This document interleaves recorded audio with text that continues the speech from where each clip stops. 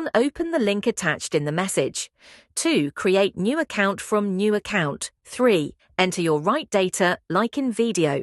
4. Save username and password because you will log in again with them. 5. Go to your Gmail to verify the account. 6. Log in again via your account. 7. Start booking your classes from page. More scroll down and 8. Choose your course and click schedule. Now 9 will appear. The details of course, then click subscribe now. 10. If you are a new student, choose free assessment. If you are from Ijaza family, skip and continue booking the course. 11. Choose your package. 12. Enter number of hours in the box of hours. Count 13. Filter to find your teacher if you are new student.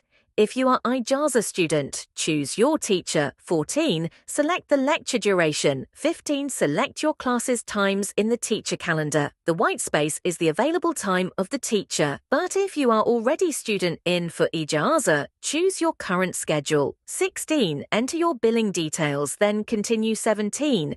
Choose payment method. If you are new student, you can choose pay with card or wallet. But if you are Ijaza student, so choose phone wallets, then attach receipt.